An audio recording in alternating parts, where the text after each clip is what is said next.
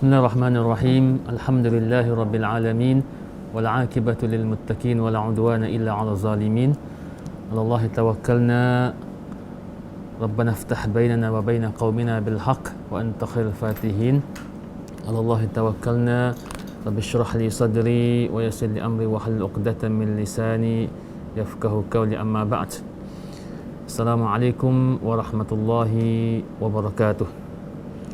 Salam sejahtera, salam bahagia, salam yang saya sampaikan kepada ibu-ibu, ayah-ayah sedang penonton yang dirahmati Allah sekalian.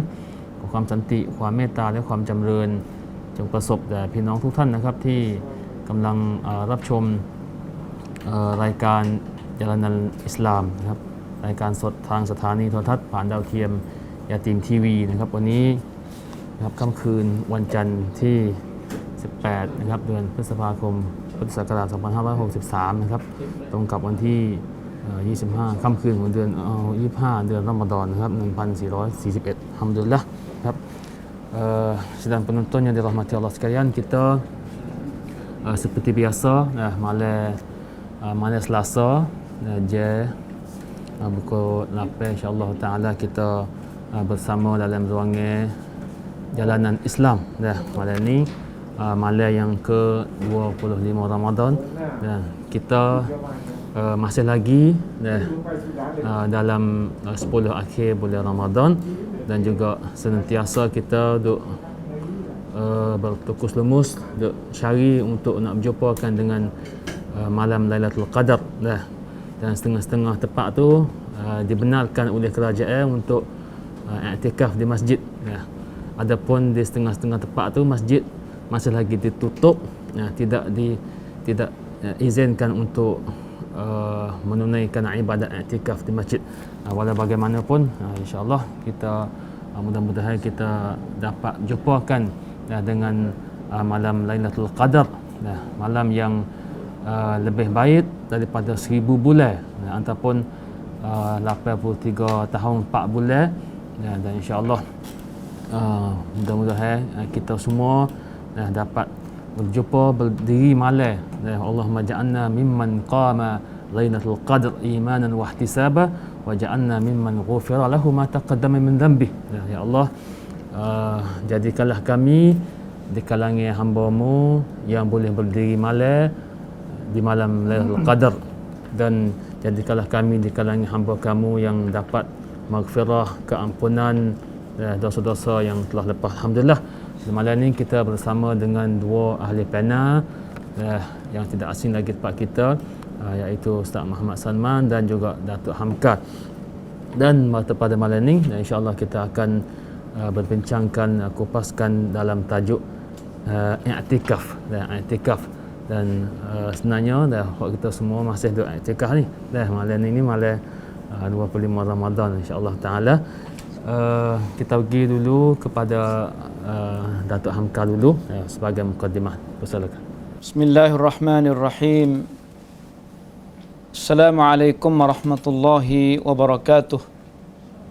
Alhamdulillah, Allahumma salli ala Muhammad wa ala ali Muhammad. Rabbi shrah li sadri wa yassir li amri wahlul 'uqdatam min lisani yafqahu qawli. Allahumma a'inna ala zikrika wa syukrika wa husni ibadatik. Allahumma a'inna ala siyami Ramadan wa qiyamihi wa a'inna ala al-i'tikaf fil ashril awakhiri min Ramadan. Allahumma taqabbal minna innaka antas sami'ul alim wa tub alaina innaka antat tawwabur rahim. Allahumma ja'alna mimman shama wa qama Ramadana imanan wa ihtisaba waj'alna mimman ghufira lahu ma taqaddama min dhanbihi. Alhamdulillah, puji dan syukur kita kepada Allah Subhanahu wa taala, dan salam sejahtera kepada kaum ibu dan kaum bapa sidang penonton yang selalu menonton ruangan kita Jalanan Al-Islam melalui TV Yatim TV. Pada malam ini masih lagi kita duduk pada bulan Ramadan, duduk pada akhir-akhir Ramadan, duduk pada al-ashrul awakhir min Ramadan. Alhamdulillah, pada minggu yang belum bau ni, yang lepas bau ni kita kecek berkenaan dengan Lailatul Qadar. kelebihan dia dan apa-apa yang berkaitan dengan malam Lailatul Qadar. Malam ni insya-Allah munasabah kita duduk pada perhujungan Ramadan yang menjadi musim i'tikaf ni, walaupun masih ramai lagi kita tidak boleh nak i'tikaf di dalam masjid, boleh jadi balah itulah. Walau bagaimanapun kita masa-masa tu kita masih teruskan masa i'tikaf walaupun dalam rumah sekali. Walau bagaimanapun kita tu boleh ambil masa tu untuk kita kejar juga dalam masa kita uzur ni. Bagi setengah-setengah orang boleh jadi kalau dibenar tu tak ada apalah, ataupun dapat selamat daripada tersebarnya penyakit. Dekat-dekat masjid tak ada orang beripun sangat tu, maka bolehlah dia ambil i'tikaf ni, kerana tujuannya supaya tidak jadi merebak penyakit. Jadi malam ni alhamdulillah kita nak kecek i'tikaf ni. Jadi i'tikaf ni kalau kita tengok di sudut bahasa yang ulama sebut tu, dia panggil luzum, luzum syai', habsun nafs alaih. Tu segi bahasa, makna melazimi. I'tikaf ni mana maksud melazimi, kurung diri. Sebab tu dia panggil i'tikaf di masjid, mana kurung diri di masjid. Melazimi suatu perkara tu panggil i'tikaf. Panggil i'tikaf. Adapun pada syarak ni, ulama kata tempat dia sungguhnya dalam masjid lah. I'tikaf ni dalam masjid, al-maqam fil masjid. Ataupun al-muqam fil masjid min syakhsin makhsus ala sifatin makhsusah li ta'atillah. Mana berdiam dirilah, masa kita kata berdiam diri, melazimi diri dalam masjid daripada seorang yang tertentu dengan cara-cara yang tertentu, niatnya tujuannya untuk taat kepada Allah Subhanahu wa taala. Tu masalah takrif lah. Kalau kita tengok fuqaha tu kecek balah tu. Adapun hukum dia ni, ulama telah ijma' sepakat kata belakadah kata i'tikaf ni satu amalan yang disyarak. Amalan yang disyarakkan. Sebab tu sabit benda tu dalam Quran dan dalam perbuatan Nabi pun sabit i'tikaf tu. Ijma' juga ulama kata i'tikaf ni adalah amalan mustahab, bukan dia wajib. Cuma untuk orang yang menazarkan dirilah, tu jadi beralih daripada sunat kepada wajib apabila dia menazar untuk i'tikaf. Itu dengan cara umumnya munasabah i'tikaf ni ialah orang panggil kata nak kat kelau huacai, nak membersihkan hati. Dia panggil munajat dengan cara khusus, fokus khusus. Tak mahu hidup sibuk dengan benda-benda lain. Kalau tak ada i'tikaf tu, kita duk sibuk dengan tu, sibuk dengan ni, tak boleh jadi jernih juga hati tu. Ni kita hidup fokus terutamanya pada 10 akhir ni. Kita orang panggil pelucuk pelepah hati kita daripada duk sibuk dengan benda lain tu, kita pergi fokus munajat kita dengan Allah Subhanahu Wa Taala. Sebab tu walaupun di rumah pun kita buat ruang khas, bucuk khas untuk kita i'tikaf. Kalau lah dalam masjid pun begitu juga. Nabi pun dia ada tempat khas dalam masjid tu untuk dia khalwah dia dengan Allah Taala. Kita kalau tak boleh pergi masjid pun, kita buat jadi tempat kita khas untuk kita jadi tempat tu untuk kita beribadat khusus kepada Allah Taala. Munajat, berdoa di tempat tu. Untuk lari daripada terlalu sibuk sangat dengan benda-benda lain. Itulah secara secara sepitah lalu berkenaan dengan i'tikaf tu. Boleh kita ambil satu hadis sebagai mukaddimah pembicaraan kita pada malam ni. Ada Aisyah radhiyallahu anha, dia ada sebut tentang masalah i'tikaf ni, katanya anna Rasulullah sallallahu alaihi wasallam kana ya'takifu fil ashr al awakhir min Ramadan hatta tawaffahu Allah taala. Aisyah ada ayat gitu. Ya, kata Nabi ni i'tikaf pada 10 akhir Ramadan sampai mati. Masya-Allah. Itu sunnah yang Nabi tak tinggal. Walaupun belum pada ni kita duk tahu dah kata Nabi tu pernah i'tikaf pada 10 awal, 10 tengah. Tapi buat tahu kata 10 akhir ni, Lailatul Qadar ni ada pada 10 akhir, Nabi i'tikaf pada 10 akhir, lepas tu Nabi tak tinggal sampai ke mati. Masya-Allah. I'takafa kana ya'takifu. Aisyah kata, anna Rasulullah sallallahu alaihi wasallam kana ya'takifu fil ashril awakhir min Ramadan hatta tawaffahu Allah Ta'ala. Nabi i'tikaf pada 10 akhir sampai mati. Sampai Allah Ta'ala mewafatkan dia. Summa i'takafa azwajuhu min ba'dihi. Kemudian lepas pada tu isteri-isteri dia pula dah i'tikaf lepas pada tu. Masya-Allah. Hadis Bukhari, hadis Muslim tu. Satu lafaz pula, kana Rasulullah sallallahu alaihi wasallam ya'takifu fi kulli Ramadan. Nabi i'tikaf pada semua Ramadan, tiap-tiap kali Ramadan. Fa iza shallal ghadat jaa makanahu alladhi i'takafa fi. Apabila siapa ghadat ni subuh dah. Nabi datang kepada tempat dia yang dia i'tikaf. Mana biasa sembahyang ramai, tapi bila nak masuk i'tikaf tu Nabi pergi ambil tempat khusus dia. Ambil duduk tempat khusus dia, kurung diri di tempat khusus dia. Itulah asal mana i'tikaf. Asal mana i'tikaf. Sebab tu kita boleh faham daripada hadis ni kata amalan i'tikaf ni amalan sunnah Nabi sallallahu alaihi wasallam. Amalan yang disyarak, perbuatan Nabi. Nabi tu sungguh benar, kacau benar nak i'tikaf sampai ke hari mati, tahun mati, Nabi tak tinggal-tinggal. Jadi faedah dianya, tujuan dianya untuk saat ni lah, untuk nak pelepah pelucuk diri daripada duk sibuk dengan dunia sangat-sangat tu lah. Khalwah dengan Tuhan dia, untuk nak tambah lazat dalam munajat dia dengan Tuhan. Tu semua tu perkara hati belaka. Kalau hati duk kelah dengan sibuk dengan dunia, jadi tak ada hasil i'tikaf sungguh-sungguh lah. Sebab tu itu tujuan i'tikaf dan itu hasil buah daripada amalan i'tikaf. Jadi i'tikaf Nabi SAW ni pada akhirnya duduk pada 10 akhir. Walaupun duduk terah dah 10 awal 10 tengah, tapi akhirnya pocok kayu kemah kata sungguh pun Lailatul Qadar ni duduk pada 10 akhir. Sebab tu Nabi gi sudah dengan situlah, gi sudah dengan i'tikaf ni mana sudah duduk pada 10 akhir daripada bulan Ramadan. Kerana situlah tempat yang diharap-harap adanya malam Lailatul Qadar. Kemudian pula amalan i'tikaf ni amalan yang berpanjangnya, tak nasah. Nabi mati dah pun amalan ni tak ada nasah. Nak jadi nasah tu nasah pada Nabi dah hidup. Dan Nabi mati amalan ni tak ada dinasah ke, tak ada dijoklek, mana amalan ni berterusan. Sebab tu isteri-isteri Nabi lepas Nabi mati pun pakat ada i'tikaf juga. Itu dalil kata amalan i'tikaf ni ghairu mansukh. Lam yungsakh. Tidak dinasah.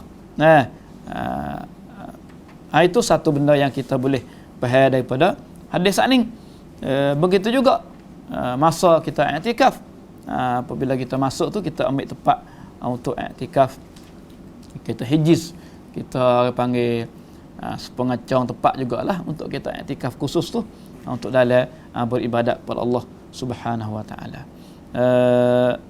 Itulah di antara saya mukaddimah percakapan pertemuan kita pada malam ini. Moga-moga hadis yang kita ambil saat ini daripada Aisyah satu hadis yang boleh menjadi sumber ilmu untuk cara kita i'tikaf di musim 10 akhir ni daripada bulan Ramadan. Moga-moga kena dengan cara yang dilaksana oleh Rasulullah sallallahu alaihi wasallam. Wallahu taala alam. Alhamdulillah, terima kasih kepada Datuk Hamka kita dan sebagai pusingan yang pertama dalam beri ta'rifkan tentang i'tikaf. I'tikaf ni kalau dengan bahasa baru kak, learning ni stay at home, ni stay at masjid. Jadi กักตัวจำกัดตัวเองอยู่บนความสม่ำเสมอหรือไม่ก็กักตัวอยู่ในมัสยิดในช่วง10 วันสุดท้ายของเดือนรอมฎอนนะครับท่านนบีได้เคยอิอ์ติกัฟในช่วง10 วันแรกช่วง10 วันกลางและสุดท้ายก็มาลงเอยว่าลาอิลาตุลกอดัรจะอยู่ในช่วง10 วันสุดท้ายของเดือนรอมฎอนท่านนบีก็เลยส่งเสริมให้บรรดาซอฮาบะห์เนี่ยได้กักตัวอิอ์ติกัฟแสวงหาค่ำคืนของลาอิลาตุลกอดัร ในช่วง10 วันสุดท้ายของเดือนรอมฎอนนะครับซึ่งฮุกมของการอิติกัฟในช่วง10 วันสุดท้ายของเดือนรอมฎอนก็ไม่ได้เป็นวาญิบแต่ก็เป็นมุสตะฮับเป็นสุนนะมุอักกะดะห์นะเป็นสุนนะที่ส่งเสริมและก็เน้นหนักนะครับให้บรรดาอุมมะของท่านเนี่ยได้ปฏิบัติตามนะครับเพราะว่าท่านไม่เคยละทิ้งสุนนะนี้เลยนะครับจนกระทั่งท่านเสียชีวิตไปเนี่ยบรรดาภรรยาของท่านซอฮาบะห์ของท่านก็ยังคงถือปฏิบัตินะครับในส่วนของการอิติกัฟในช่วง10 วันสุดท้ายของเดือนรอมฎอนครับทีนี้เรามาดูว่าจะมีข้อปฏิบัติอะไรบ้างนะครับในการที่จะอิติกัฟในช่วง10 วันสุดท้ายของเดือนรอมฎอนนะครับจากท่านอาจารย์มุฮัมมัดสันมานครับเรียนเชิญครับ أعوذ بالله من الشيطان الرجيم بسم الله الرحمن الرحيم الحمد لله رب العالمين وبه نستعين ولا حول ولا قوة إلا بالله العلي العظيم سبحانك لا علم لنا إلا ما علمتنا إنك أنت العليم الحكيم رب اشرح لي صدري ويسر لي أمري واحلل عقدة من لساني يفقه قولي اللهم اجعلنا ممن صام وقام رمضان إيمانا واحتسابا واجعلنا ممن غفر له ما تقدم من ذنبه اللهم إنك عفو تحب كريم فاعف عنا يا الله اللهم إنك عفو تحب العفو فاعف عنا يا الله اللهم إنا نعوذ بك من البرص والجنون والجذام ومن سيء الأسقام ربنا ظلمنا أنفسنا وإن لم تغفر لنا وترحمنا لنكونن من الخاسرين الحمد لله นะครับขอความรักความเมตตาความสงบสุขความบารอกะห์ความเป็นเบาที่ในรอมฎอนนะครับจงมีแด่ท่านผู้ชมทุกท่านนะครับอัลฮัมดุลิลละห์นะครับเรายังคงมีนัดกันเหมือนเดิมนะครับยาตีมทีวี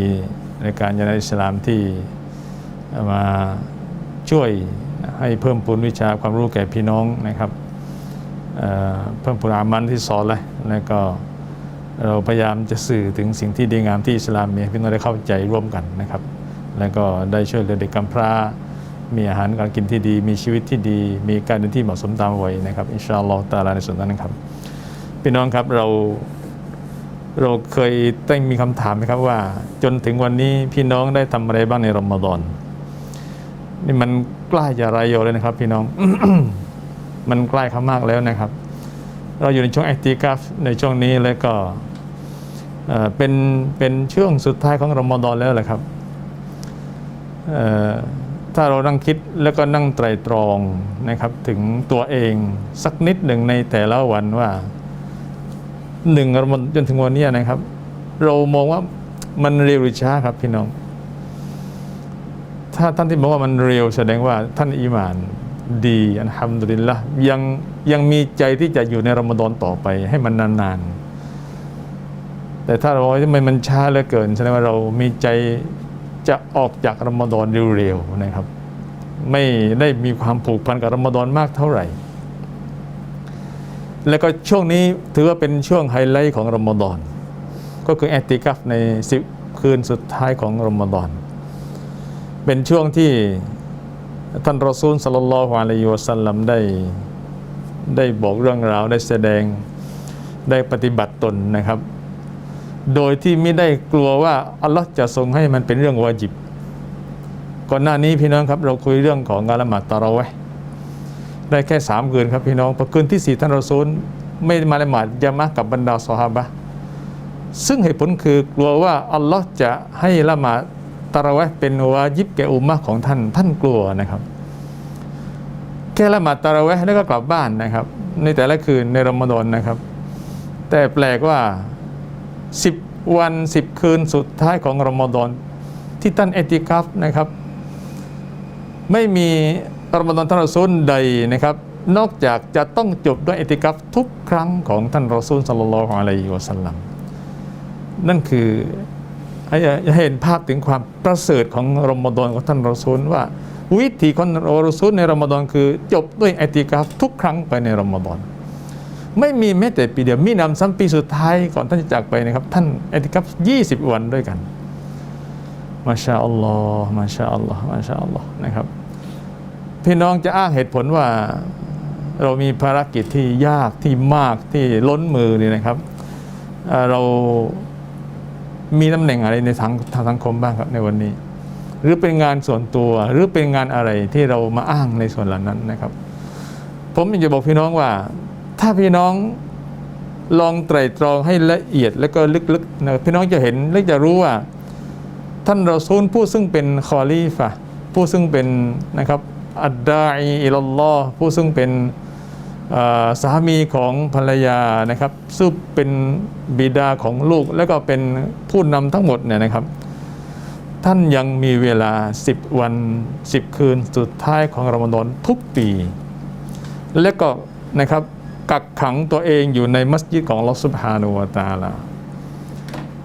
และก็ไม่ได้กลัวว่าการที่ท่านปฏิบัติอย่างนี้ทุกปีเนี่ยจะเป็นที่มาของวาญิบหรือว่ากลัวว่าอัลเลาะห์จะทรงให้มันเป็นวาญิบท่านไม่ได้กลัวเลยนี่แสดงว่าความประเสริฐของอิติกัฟที่มันมหาศาลเหลือเกินถึงแม้ว่าในทางกลมเป็นสุนนะห์มุอักกะดะห์นะครับแต่ถ้าเรารู้สุนนะห์ท่านนบีศ็อลลัลลอฮุอะลัยฮิวะซัลลัมแล้วเนี่ยท่านไม่เคยทิ้งเลยในชีวิตของท่านกับอิติกัฟเพราะฉะนั้นนะครับในคืนนี้นะครับพวกเราพยายามที่จะสื่อกับพี่น้องว่าอิติกัฟเนี่ยนะครับเราอย่าละเลย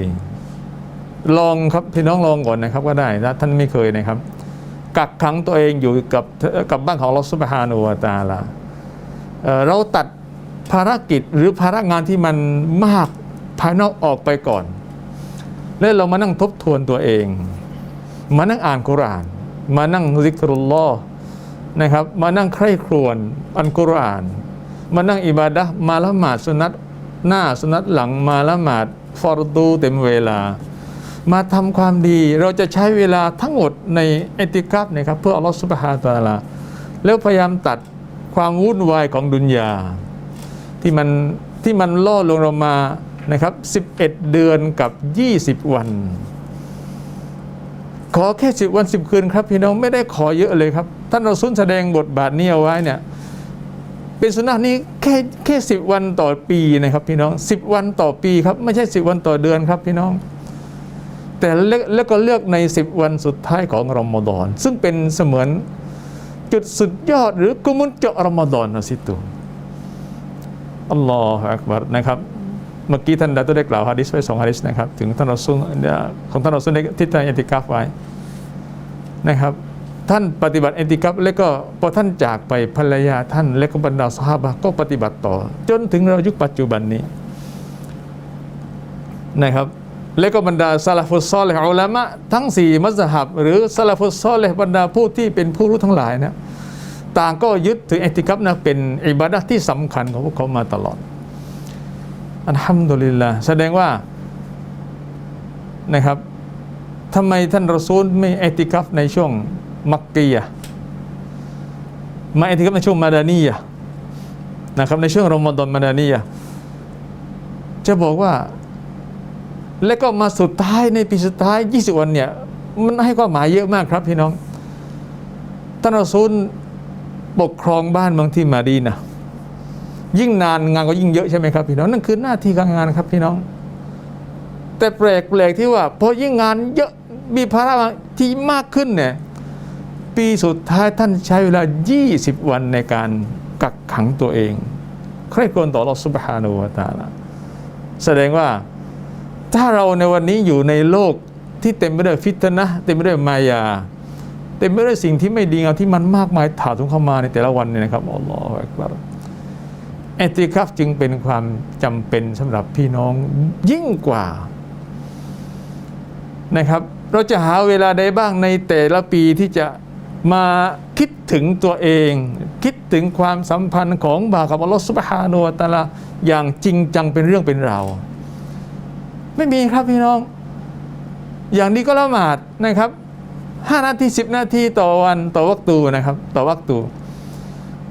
บางคนละหมาดเสร็จก็ไม่ทันวิก็ไปเลยครับไม่ทันได้อ่านวิริดหลังละหมาดไม่มีเวลาจะมานั่งใคร่ครวญในการไม่มีเวลาจะดุอาต่ออัลเลาะห์ซุบฮานะฮูวะตะอาลาเพราะฉะนั้นพี่น้องครับอิติกัฟเนี่ย ยิ่งใน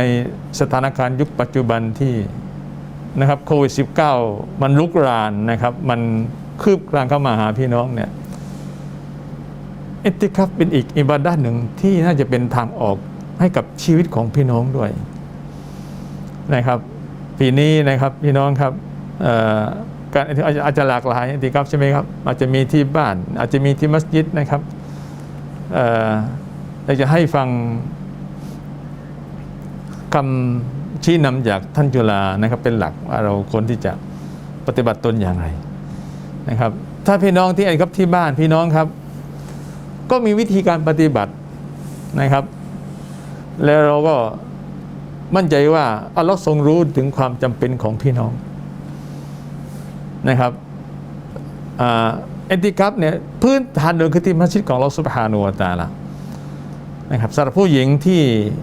กลัวว่าจะมีฟิตนะห์ก็อิติคัฟที่บ้านจัดมุมหนึ่งของที่บ้านเป็นอิติคัฟแล้วเอาวิถีของที่มาปฏิบัติที่บ้านของเรานะครับ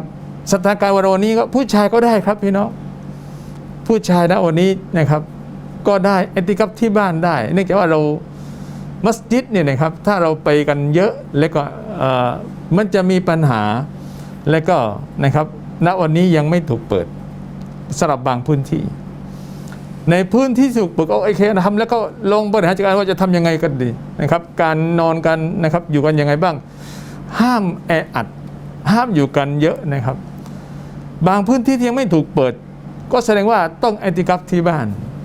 นี่คือความท้าทายใหม่ของพี่น้องนะครับสำหรับท่านที่อิติคัฟชิดมาตลอดจะเป็น10 ปี5 ปีหรือแล้วแต่ปีนี้นะครับสำหรับพื้นที่ยังไม่ถูกเปิดให้ใช้บริการเนี่ยหรือมัสยิดยังถูกปิดอยู่เนี่ยนะครับเป็นความท้าทายของพี่น้องที่จะต้องจัดมุมอิติคัฟไว้ที่บ้านของพี่น้องเองนะครับแล้วก็นำโปรแกรมอิติคัฟมาปฏิบัติที่บ้านของพี่น้องนะครับจำลองมัสยิดนะครับมาไว้ที่บ้านจำลองพื้นที่มัสยิดที่เคยเป็นมาไว้ที่บ้านของเป็นมุมหนึ่งของที่บ้านแล้วกักขังตัวเองไว้อยู่ที่นั่นปฏิบัติตนเยี่ยงนะครับวิถีของผู้อิติคัฟที่ดีที่นั่นที่บ้านของเราเองนะครับพี่น้องเคยสละตัวเองนะครับปลีกไปจากครอบครัวไปอยู่ที่มัสยิดอาจจะโอเคสบายครับในมุมมันคือสบายที่ไม่มีลูกมารบกวน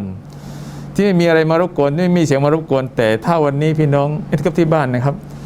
จะมีความท้าทายมาพี่น้องเยอะนะครับจะเป็นเรื่องของครอบครัวเรื่องของงานเรื่องของโน่นนั่นนี่อะไรต่างๆมากมายที่บ้านจะมารบกวนสมาธิของพี่น้อง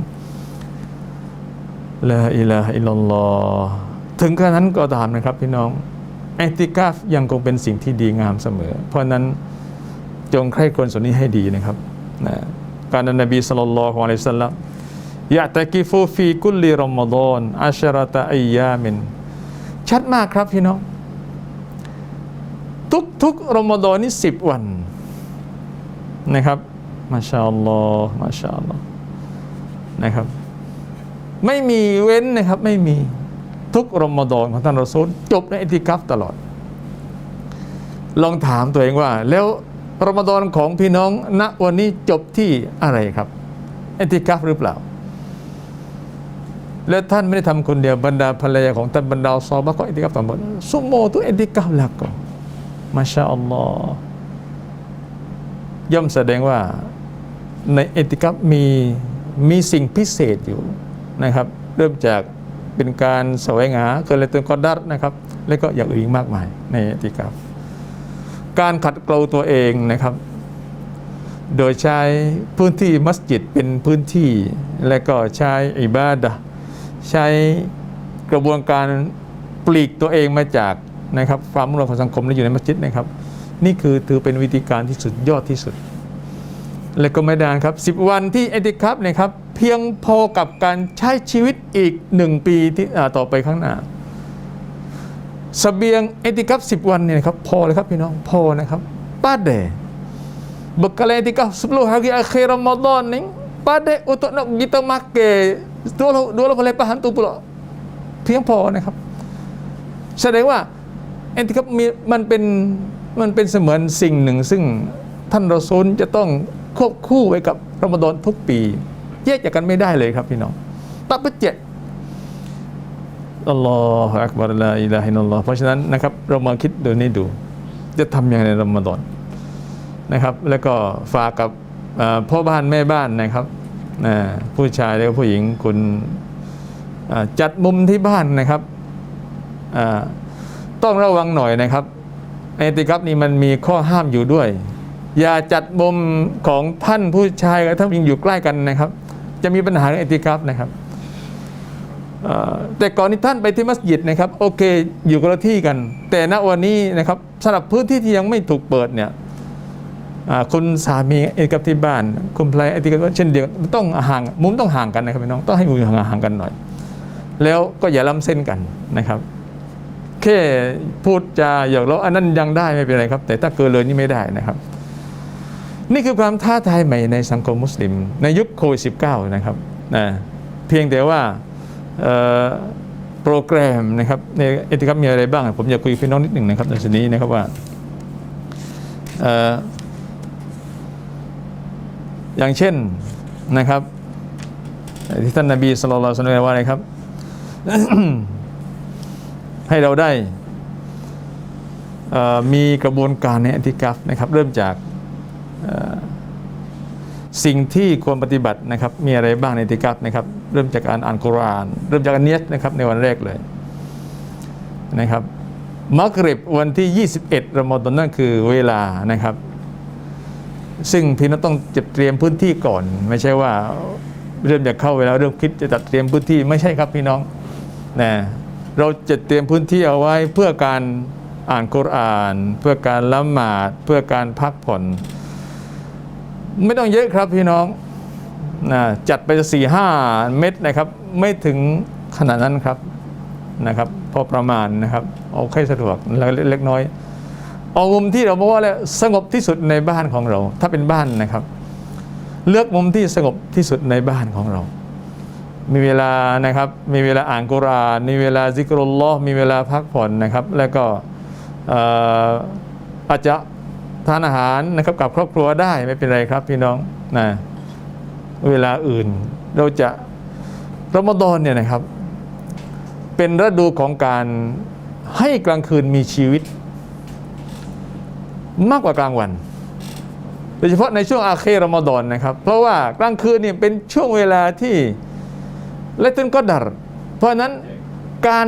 ารให้กลางคืนมีชีวิตเนี่ยนะครับจึงเป็นสิ่งที่สมควรเป็นอย่างยิ่งแก่พี่น้องนะครับเพราะว่าเราต้องการคืนที่ไครอมมินอันฟิชารินคืนที่มีความประเสริฐมากกว่า 1,000 เดือนมากกว่านะครับไม่ใช่เสมอไม่ใช่คือมากกว่า 1,000 เดือนจะมากกว่าไปอีกกี่พันเนี่ยอัลลอฮฺอาลัมไม่ทราบนะครับพี่น้องแต่มากกว่าแน่นอนเพราะฉะนั้นกลางคืนเป็นช่วงเวลาที่เราจะต้องนะครับใคร่ครวญต้องอ่านกุรอานต้องละหมาดตะฮัจญุดนะครับต้องนะครับหลายๆอย่างด้วยกันเนี่ยเพื่อจะตอบรับคืนนี้นะครับในรอมฎอนเวลากลางวันก็อาจจะพักผ่อนเยอะหน่อยนะครับอาจจะนอนเยอะหน่อยไม่เป็นไรครับพี่น้องให้มีการนอนที่เป็นอิบาดะห์ต่ออัลเลาะห์ซุบฮานะฮูวะตะอาลาแต่กลางคืนนี่พยายามที่จะอะไรครับให้มีชีวิตคืนนอนให้นอนน้อยถ้าท่านที่สามารถที่จะโต้รุ่งได้ครับโอเคตามสบายเลยครับพี่น้องจะอ่านกุรอานนะครับหรือจะซิกรุลลอฮ์หรือจะอะไรก็แล้วแต่ตามแต่พี่น้องจะสามารถทำได้นะครับแล้วยิ่งเราคืนที่เรานะครับที่เป็นเลขขี้21 23 25 27 29นะครับยิ่งเป็นคืนที่มีหะดีษและก็มีทัศนะของอุลามะนะครับได้บอกไว้ค่อนข้างที่จะเยอะพอสมควรเหล่านี้คือเอติกาฟในรอมฎอนนะครับเพราะฉะนั้นในมุตตะนิบอกพี่น้องว่าท่านอย่าให้รอมฎอนของท่านจบไปด้วยที่ท่านไม่เอติกาฟเลยแม้แต่คืนเดียวอัลลอฮฺอักบัรมันห่างไกลกับท่านรอซูลมากเหลือเกินนะครับท่านรอซูลเอติกาฟทุกคืนใน10 วันสุดท้ายของรอมฎอนนะครับแล้วก็ทุกปีด้วยนะครับไม่มีปีใดที่ท่านจบรอมฎอนแบบไม่มีเอติกัฟไม่มีเลยครับพี่น้องเพราะฉะนั้นเราควรที่จะเอาสุนนะห์นี้มาปฏิบัติท่านที่มีเวลาเหมาะมีเวลาที่ปลีกวิเวกได้นะครับแล้วก็ปีนี้อัลฮัมดุลิลละห์ มันมีสองอย่างประจวบเหมาะร่วมกันนะครับก็คือหนึ่งยุคโควิด-19นะครับมันช่วยให้เราได้กักขังตัวเองเอาไว้ที่บ้านซึ่งถือว่าเป็นการปฏิบัติตนที่ถูกต้องที่สุดตามหลักทางการแพทย์และก็หลักชะรีอะห์ของอิสลามด้วยนะครับหลักรัฐบาลด้วยเช่นเดียวกันการไม่ไปมั่วนะครับกับสังคมคนที่มีเยอะนะครับเยอะๆเนี่ยนะครับนั่นคือถูกต้องอยู่แล้วสองนะครับสำหรับท่านที่เป็นครูอาจารย์นะครับก็เป็นโอกาสดีกับท่านที่จะได้สัมผัสบรรยากาศของอิติกาฟด้วยเพราะยังอยู่ในช่วงของเรียนปิดนะครับโรงเรียนปิดอยู่ในช่วงนี้อัลฮัมดุลิลละห์นะครับนอกจากบางกรณีบางท่านที่เป็นข้าราชการก็ดูความเหมาะสมครับพี่น้องเราจะมาอ้างงานว่าไม่ได้ว่างเลยแล้วก็พี่น้องครับไม่มีใครทำงานทั้ง24ชั่วโมงในแต่ละวันย่อมมีเวลาที่พักผ่อนนะครับทำงานตอนเช้ากลับตอนเย็นกลางคืนว่างครับพี่น้องเอาเวลาที่ว่างนั่นแหละนะครับเรามาฟื้นฟูเรามาปฏิบัติตามสุนนะท่านนบีเรื่องอิติกาฟที่มัสยิดหรือที่บ้านของเราเองอินชาอัลลอฮฺตะอาลานะครับเพราะฉะนั้นอิติกาฟย่อมมีความหมายในตัวของมันเองมากมายบานเนาะนะมีบางท่านอาจจะไปทำอะไรที่มัสยิดไปนอนไปกินไปนอนไปกินนะครับไม่ใช่ครับพี่น้องมันมีมากกว่านั้นเยอะนะครับถ้าท่านไม่ได้ปฏิบัติจริงๆนะครับเริ่มจากการเนียดอิคลาสแล้วก็ดำเนินชีวิตตามอิติกาฟจริงๆเนี่ยเราจะไม่เห็นภาพของจริงในอิติกาฟเราจะสัมผัสถึงจุดลึกอิติกาฟไม่ได้นะครับเพราะฉะนั้นก็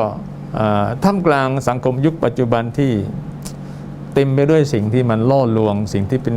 สิ่งที่หลอกลวงสิ่งที่เป็นของเป็นภาพมายานะครับเราจะหาพื้นที่ที่เรารู้สึกสบายใจ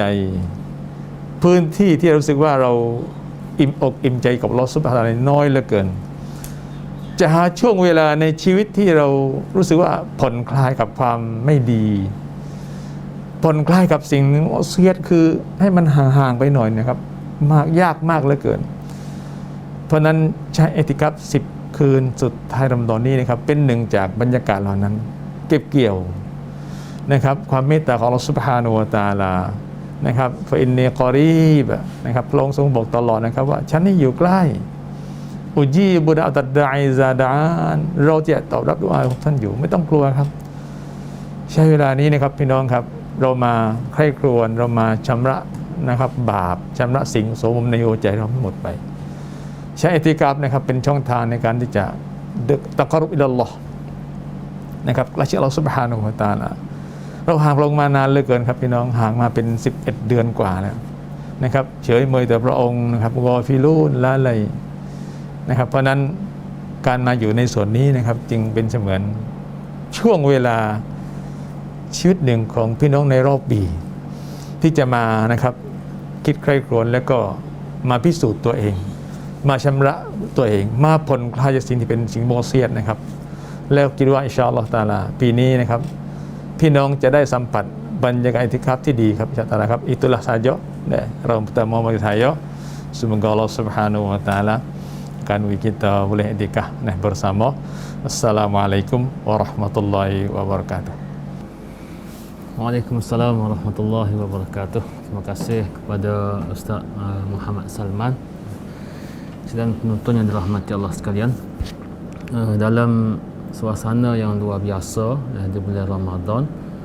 sabit daripada hadis Nabi sallallahu alaihi wasallam, idza jaa Ramadan futihat abwabul jannah wa ghulqat abwabul jahim wa suffidat asyayatin. Ya. Sangat istimewa sekali di bulan Ramadan. Segala pintu-pintu syurga dibuka, segala pintu-pintu neraka ditutup dan segala syaitan-syaitan itu ditamak, digaring. Tidak ada di bulan-bulan lain kecuali ini adalah keistimewaan di bulan Ramadan. Jadi menjadi peluang bagi hamba Allah Subhanahu wa taala, dan Ramadan selain daripada dia diujikan daripada menahankan daripada makan dan minum, selain itu dia juga diuji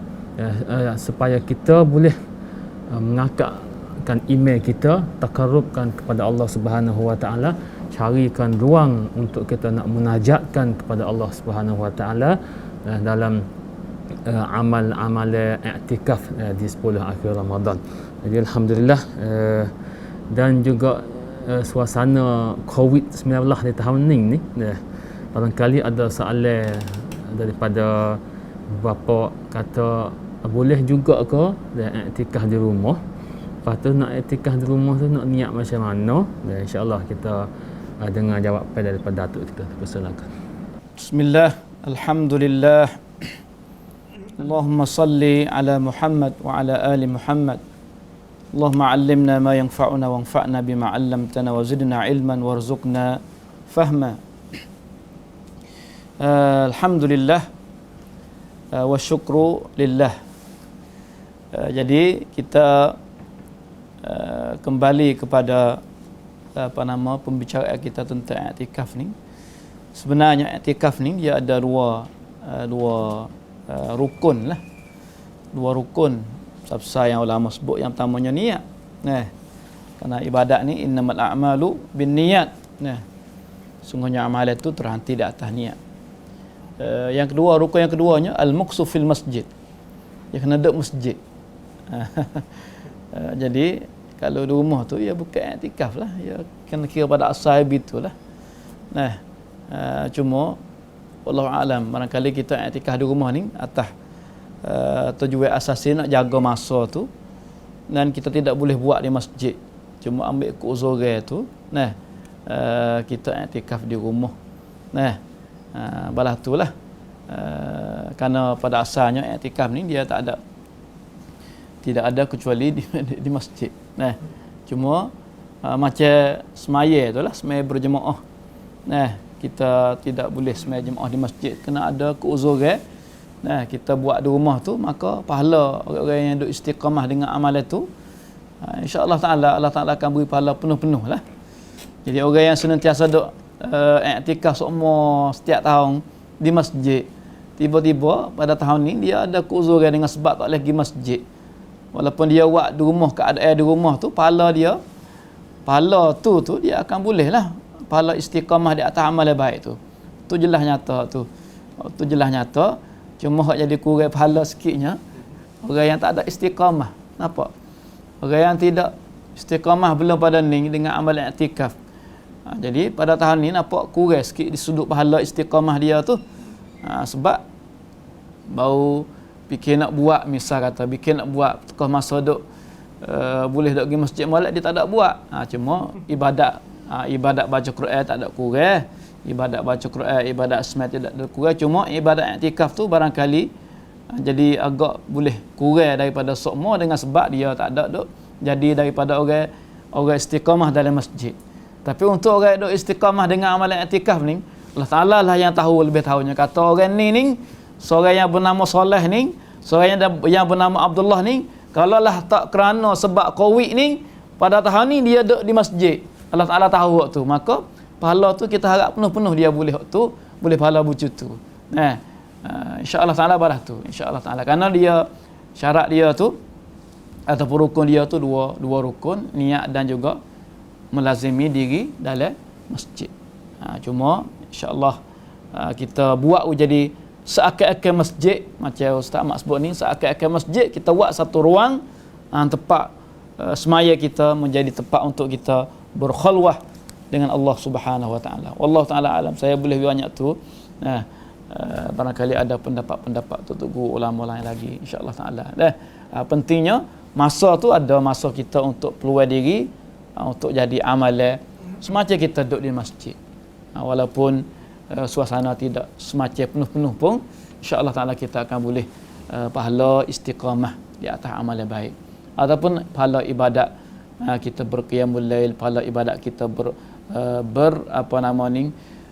baca Quran dan lain-lain lagi amal khair, amal soleh, insya-Allah taala. Saya nak sebut sedikit dalam pembicaraan kita tentang i'tikaf ni. Di antara benda yang sebut dalam masalah i'tikaf ni, kata masa i'tikaf ni pun dia Ni sama betul kata kita duduk di rumah dia. Kalau duduk di masjid pun Nabi ya ada juga puyah-puyah helok kepala tubik dan untuk disisir rambut nah. Tu nampak kata benda tu dia ada ketat tapi tepat-tepat tu jadi peluang-peluang tu ada orang panggil peluang-peluang macam kata helok kepala untuk disisir rambutnya oleh isterinya. Apa ni kita duduk di rumah ni supaya Ustaz Ahmad kata tu patai larai tu adalah patai larai tu patai larai sangat-sangat tu kita baca dalam ayat i'tikaf tu wala tubashiruhunna wa antum aqifuna fil masajid kan. Jangan kamu mubasyarah mana setubuh dengan isteri kamu dalam hal kamu tu duduk i'tikaf dalam masjid. Benda tu sepatutnya walaupun kita di rumah apabila kita duduk dalam musim i'tikaf kita cuba elakkan diri kita daripada benda tu dan insya-Allah taala. Jadi Aisyah radhiyallahu anha dia ada ayat kata annaha kanat turajjilun nabiy sallallahu alaihi wasallam. Dia ada sisir rambut Nabi. Turajjilu an-nabiy sallallahu alaihi wasallam wa hiya haidun. Siti Aisyah duduk dalam keadaan mari haid. Wa huwa mu'takifun fil masjid. Nabi duduk i'tikaf dalam masjid. Tapi Aisyah ni duduk dalam keadaan haid. Dia boleh haid ni keluar masjid lah. Dia duduk dalam masjid tak boleh orang mari haid ni. Duduk luar masjid tapi dia boleh sisir rambut Nabi sallallahu alaihi wasallam. Ini yang panggil sederhana al-Islam di antara orang Yahudi dengan orang Kristian. Jadi orang Kristian ni dia basing wak supa je, orang mari haid tak mari haid ni supa. Mana cuci semua. Mari haid pun mana cuci, mana dia boleh bergelomak tok dengan orang mari haid supaya orang cuci. Tu Nasara. Tapi kalau orang Yahudi ni siapa ko ya berdoa benar. Jadi siapa kena najis tak boleh tepuh benar orang mari haid. Jadi Islam sederhana. Jadi maknanya sederhana bukunya orang mari haid tak ada najis, tujuh kulit peluh dia tak ada apa. Kita petak jamah tak boleh. Tapi nak buat seloloh supaya orang cuci setubuh dengan dia macam orang cuci tak boleh lah. Itu makna sederhana. Sederhana. Kalau orang Yahudi ni bakal tak boleh masuk dekat nah. Mana ya'tazilunaha wa yarawnaha rijsan najisan. Orang mahir di sudut orang Yahudi kira tu orang najis, orang cemar. Tak boleh masuk dekat, kena berasing diri. Adapun an-nasaran ala naqidihim. Orang Nasrani tak supang orang Yahudi. Fala yatahashawna anha bal yu'amilunaha muamalat at-tahirah. Jadi tak ada kira lah bermuamalah bergelomak tak dengan orang mahir supaya orang cuci. Itu orang Nasara. Adapun al-Islam sederhana. Petak jamah boleh, tidur sekali boleh, menanak menyaya boleh, tak ada apa peluh, tak ada najis, tak ada apa. Cuma hak tak bolehnya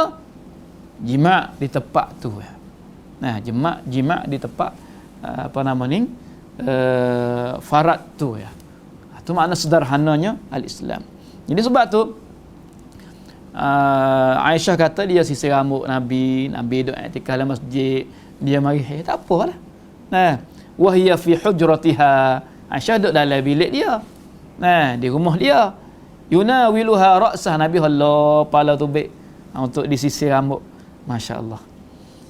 Lagi pula Aisyah kata wa kana la yadkhulul bait, ayat Nabi tak masuk dalam rumah pergi i'tikaf ni illa li hajatil insan, kecuali apabila ada hajat manusia. Nak buai hak kecil, nak buai hak besar apa. Itu panggil hajat manusia, hajat kemanusiaan. Tu tubik kerana ada hajat. Wa fi riwayatin an nafsiha, Aisyah riwayat untuk diri dia kata in kuntu la adkhulul bait lil hajah. Aku masuk rumah pergi ada hajat. Kalau dia i'tikaf kat masuk rumah pergi ada hajat lah. Wal maridu fihi fama as'alu anhu illa wa ana marratun. Kalau duk temu orang sakit pun kau dah lalu kadang-kadang gitu lah, tak ada hidup lama dengan orang sakit kerana pergi tubik di luar masjid ni. Itu maksud kata ajaran yang cukup comel dalam Islam, ajaran yang sederhana. Jadi kita boleh pengajaran daripada hadis yang rekas ni katanya i'tikaf ni tidak menahan, tidak menegah daripada bersisir rambut. tak apa dah, iktikaf nak sisir rambut tak apa. Cuma lebih-lebih lagi kita sisir rambut sendiri, tak ada apalah duduk dalam masjid. Ni duk kecek duk kira kata kita dalam masjid. Nah, kita nak sisir rambut, kita nak maning, kita nak buat kebersihan, tak ada apa tu. Tak ada masalah tu. Nah, lepas tu dalam hadis tadi, faham pada hadis tadi, tak apa. Disuruh kita nak setuh dengan orang mari tak ada apa. Setuh mubasyarah dia lain pada farad tu tak apalah. Petak jamah dia lain pada setubuh tu tidak apa. Tu duk kira kata bukan i'tikaf lah dah. Kalau i'tikaf ni tak boleh lah. Kerana tu benda tu tidak boleh untuk orang i'tikaf. Lagi pula i'tikaf ni ulama kata dia tidak ada i'tikaf ni kecuali dalam masjid. Kecuali masa kita ke uzuran ni lah, orang panggil uzur fisik lah. InsyaAllah ta'ala kita buat suasana tu seakan-akan masjid. Wallahu ta'ala alam. Lagi pulaknya orang i'tikaf ni tidak boleh keluar daripada masjid kecuali apabila ada hajat sungguh. Seperti makan, minum. Bila tidak ada sedia dalam masjid, boleh kita tubik pergi makan, boleh tubik kita minum. Tapi kalau ada di masjid dah tidak boleh lah. Kalau ada disedia dah dalam masjid. Tubik setengah-setengah tubuh, tak ada tubik seluruh tubuh tak apa. Macam Allah pala tubik tu. Tu tak ada apa. Bukan tubik setengah tubuh lah. Mesti tubuh tak boleh. Apabila tubik dengan tidak ada apa tu, nak masuk kelik tu ya kena ada niat. Kena baru niat semula. Lepas tu kita boleh faham juga kata orang mari ni, orang duk oleh haid ni, dia tidak boleh nak berdiam diri dalam masjid. Dia tak boleh nak masuk masjid. Itulah apa nama yang kita boleh ambil sebahagian daripada hukum i'tikaf dalam masjid. Moga-moga kita dapat laksana dengan cara mengikut kemampuan yang ada pada kita di dalam laksanakan yang macam ni insya-Allah taala. Dan rahmat Tuhan yang luas sangat, sebab tu kita kena termasuk daripada orang i'tikaf. Biar senang ni biar kita buatlah biar senang ni. Biar tak boleh nak buat tu Tuhan gaji bisik tu. Bosan biar senang ni kita tak buat. Apa biar kita nak gaji bisik biar tak senang. Susahlah. Sebab tu biar senang kita buat. Senang sak dua ni kita buat. Biar mampu kita buat. Biar tak mampu ada uzur, Allah Taala tulis gaji bisik, tulis bonus bisik untuk orang yang duduk dalam keuzuran. Tapi syaratnya orang ni daripada orang yang Allah Taala kenal hati dia, tahu hati dia. Kata dia ni kalau tidak ada keuzuran, dia tetap bersama dengan amal baik saat ni. Wallahu ta'ala a'lam. Sallallahu ala nabiyyina Muhammad. Assalamualaikum warahmatullahi wabarakatuh. Waalaikumsalam warahmatullahi wabarakatuh. Alhamdulillah นะครับพี่น้องก็ชัดเจนนะครับว่าการอิติกัฟเนี่ยเดิมทีเนี่ยมันตั้งอยู่บนพื้นฐานของหลักการ2อย่างคือ1คือการนิยัต2คือจะต้องอิติกัฟในมัสยิดนะครับเท่านั้นแต่ในกรณีเหตุสุดวิสัยที่เกิดขึ้นในบ้านเราณขณะนี้เรื่องของโควิด -19 เนี่ยก็เป็นที่อนุโลมให้นะครับที่จะอิติกัฟในบ้านนะครับทั้งนี้ทั้งนั้นก็ผลบุญนะครับก็ขึ้นอยู่กับความเขาเรียกความอะไรความอิคลาสด้วยแล้วก็ความการทำเป็นประจำของทุกปีนะครับของบ่าวของพระองค์นะครับที่ทุกปีเนี่ยในช่วง10 วันสุดท้ายของเดือนรอมฎอนบ่าวคนนี้เนี่ยก็อิติกัฟอยู่ในมัสยิดเป็นประจำอยู่แล้วนะครับส่วนในช่วงนี้เนี่ยมันเป็นช่วงที่จำเป็นที่จะต้องมาอยู่ที่บ้านนะครับเพราะว่ามัสยิดถูกปิดไปนะครับอัลลอฮ์ทรงรู้หัวใจของบ่าวของพระองค์ก็จะทรงตอบแทนนะครับด้วยกับความตั้งใจของบ่าวของพระองค์อย่างหาที่สุดไม่ได้นะครับเป็นด้านนะครับเมื่อกี้ลืมถามท่านดาตุยังไม่ได้ตอบว่าจะเนียดยังไงก็ในช่วงสุดท้ายนี่ก็ให้ตามะสันหมานนะครับเป็นคนตอบว่าแล้วอิติกัฟในมัสยิดนี่จะอิติกัฟที่บ้านนี่จะเนียดยังไงนะครับจะเนียดยังไงและกรณีที่มีเหตุสุดวิสัยที่จะต้องออกไปจากบ้านเนี่ยแล้วกลับมาใหม่ต้องเนียดใหม่ไหมหรือว่ามีเหตุอะไรบ้างที่เป็นเหตุที่ออกไปนอกบ้านได้โดยไม่ต้องโดยที่กลับมาแล้วไม่ต้องเนียดใหม่ครับเรียนเชิญครับบิสมิลลาฮิรเราะห์มานิรเราะฮีมอัลลอฮุมมะศ็อลลิอะลามุฮัมมัดนะครับก่อนจะเข้าไปสู่เนื้อหานิดเดียวครับผมอยากบอกพี่น้องว่าปีนี้อิติกัฟอาจจะดูคลุกคลักนะครับในอีกภาพหนึ่งนะผมเป็นห่วงว่าพี่น้องจะใช้โอกาสนี้ในการหนีตัวเอง ในการหนีการเอติกาฟนะครับใช้โอกาสโควิด -19 เป็นวิกฤตนะครับเราต้องใช้ให้เป็นโอกาสไม่ใช่โอกาสเป็นวิกฤตนะครับเพราะฉะนั้นต้องให้ดีนะครับเหมือนท่านที่เขาใช้โอกาสนี้ไม่ละหมาดตะเราะเวห์ที่บ้านนะครับเพราะว่าที่มัสยิดนี้ไม่มีอิหม่ามเพราะปิดมัสยิดนะครับพอที่บ้านเนี่ยก็ถือโอกาสไม่ละหมาดตะเราะเวห์ด้วยอันนี้ผิดนะครับไม่ถูกต้องเราใช้โอกาสเป็นวิกฤตอย่างนี้ไม่ได้นะครับไม่ถูกต้องแล้วก็เช่นเดียวกันครับพี่น้องเอติกาฟเช่นเดียวกันนะครับเราอย่าใช้โอกาสนี้ในการที่จะลอยตัวครับไม่ปฏิบัติเอติกาฟเพราะว่ามัสยิดปิดเป็นเหตุผลที่มันฟังไม่ได้ครับเพราะว่าถ้าที่มัสยิดปิดจริงๆพี่น้องครับ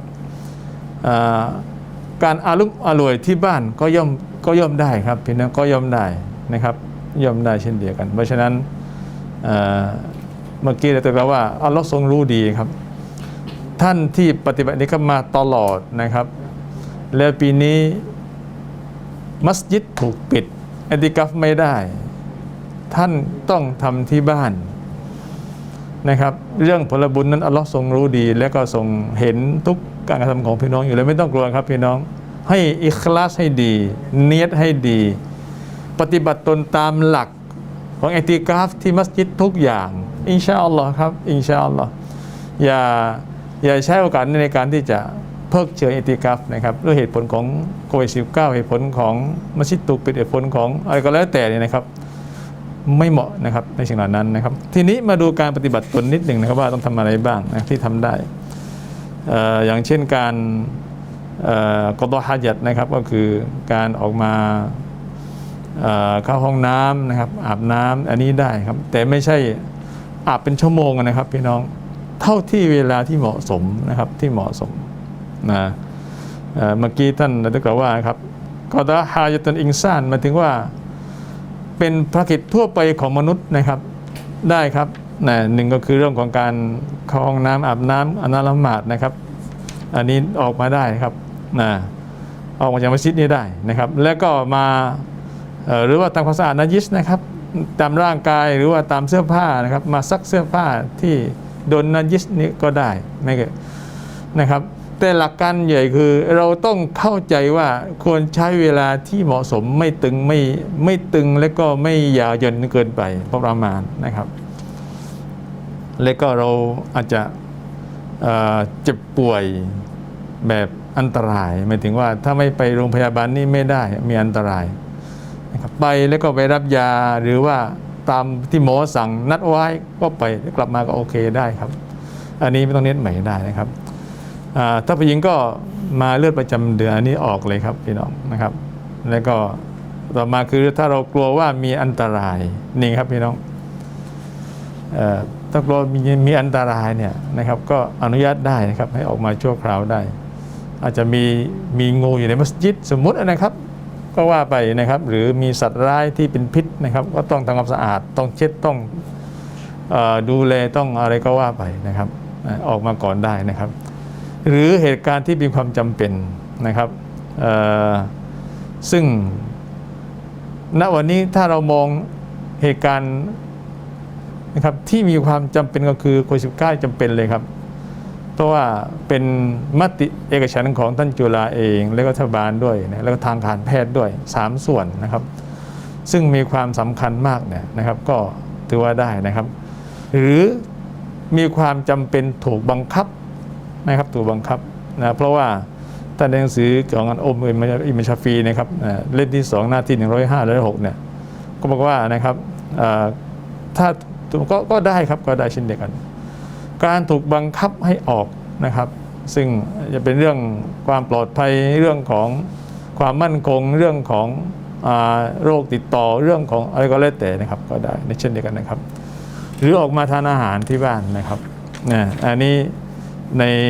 มุมมองที่มัสยิดนะครับถ้าที่บ้านก็โอเคได้ที่บ้านก็สบายเลยครับพี่น้อง นะครับมาทานอาหารมาทานน้ำเหล่านี้คือการปฏิบัติตนนะครับเพียงแต่ว่าข้อควรระวังก็คือเมื่อเสร็จภารกิจเมื่อกี้แล้วเนี่ยนะครับต้องรีบกลับเข้าไปยังมัสยิดนี่คือในเคสที่เป็นมัสยิด นะครับ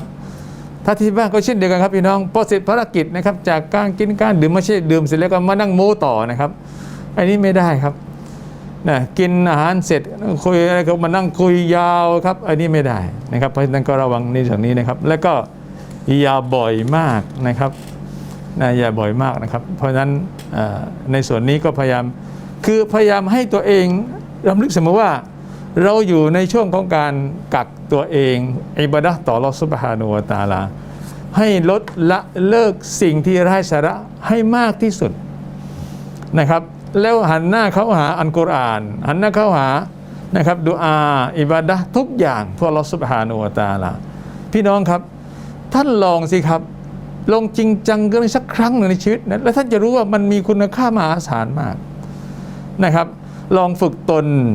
ปฏิบัติตนให้อยู่ในกรอบเอติกัฟที่ต้องจริงแล้วท่านจะรู้ว่ามันเป็นสิ่งที่ท่านรอซูลหวงแหนมาก10 วันในต่อปีนี่นะครับก็ฝากไปแล้วนะครับว่ามาช่วยกันนะครับปฏิบัติตนล้างตัวเรานะครับให้สะอาดให้รอมฎอนปีนี้ครับเป็นรอมฎอนที่พี่น้องได้ชำระตัวเองจริงๆและอินชาอัลลอฮ์นะครับ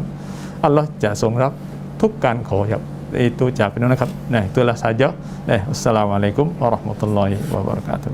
Waalaikumsalam warahmatullahi wabarakatuh. Terima kasih kepada kedua-dua ahli panel kita yang sudi bersama dengan kita pada malam ini. Semoga Allah Subhanahu wa taala terimakan amalan kita di bulan Ramadan. Taqabbalallahu minna wa